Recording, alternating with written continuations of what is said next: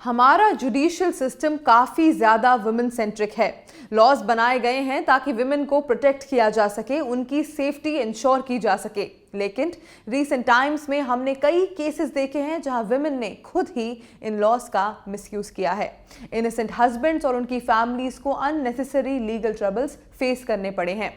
So hello and welcome, you watching next IAS English. आज हम एक बहुत ही इंपॉर्टेंट और रिलेवेंट लीगल इशू के बारे में बात करने वाले हैं, जिसपे एक बड़ा आर्टिकल द हिंदू पे भी आज पब्लिश हुआ है, judicial experimentalism versus the right to justice. और हम इसको समझेंगे सेक्शन 498A IPC के कंटेक्स्ट में। सेक्शन 498A 1983 में इंट्रोड्यूस हुआ था। इसका मेन ऑब्जेक्टिव था कि मैरिड विमेन को क्रूएलिटी और डाउरी हैरेसमेंट से बचाया जा सके। इस लॉ की स्पेशलिटी ये है कि ये कॉग्निजेबल और नॉन बेलेबल ऑफेंस है, मतलब पुलिस तुरंत FIR रजिस्टर कर सकती है और अरेस्ट भी कर सकती है बिना किसी डीले के।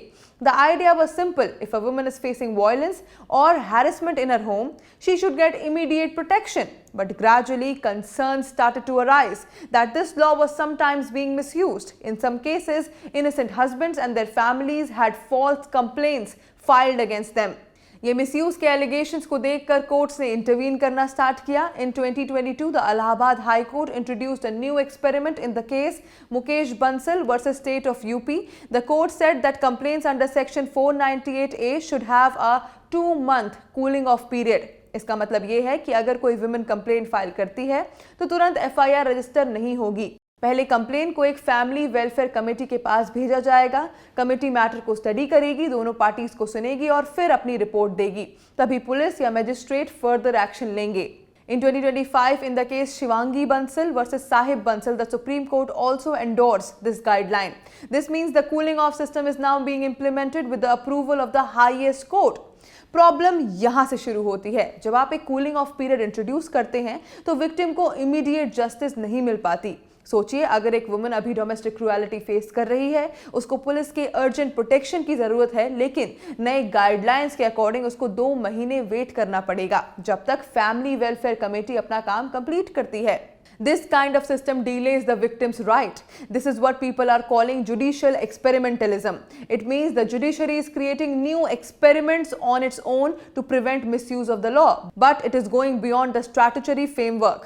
इस सिस्टम के कुछ बड़े consequences भी हैं। Victims' right to justice, FIR protection में delay होता है। Number 2, autonomy of criminal justice system. Police और magistrate जो असली authorities हैं, उनकी powers sideline हो जाती हैं। Number 3, constitutional rights. आर्टिकल 21 के अंदर लाइफ और पर्सनल लिबर्टी का राइट है और आर्टिकल 14 में इक्वालिटी बिफोर लॉ।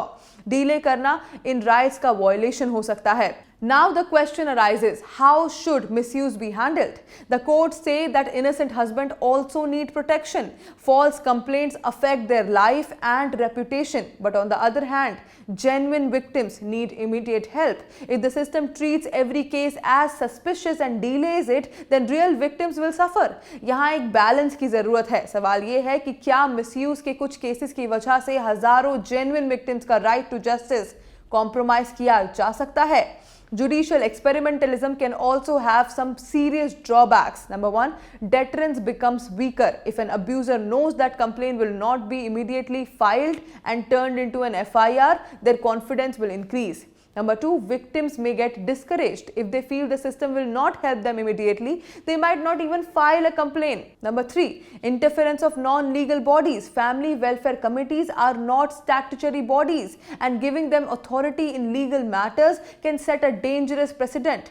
तो आखिर इसका solution है क्या?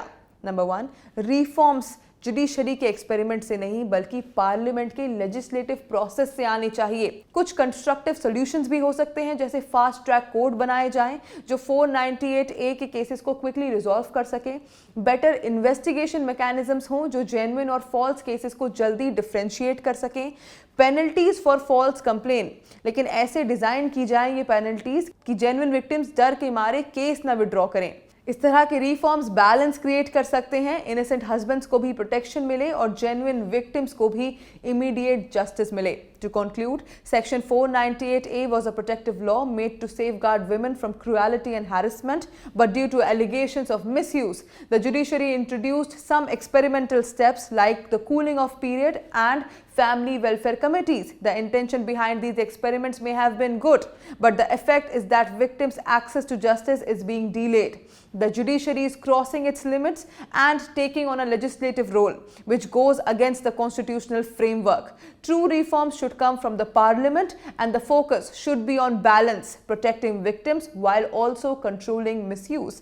चैलेंज ये है कि जस्टिस का राइट कभी कॉम्प्रोमाइज ना हो। अब आप भी हमें इस टॉपिक पर अपने सजेशंस कमेंट सेक्शन में बता सकते हैं। And that's it for today. I will see you in another deep dive video. Until then, bye bye, take care.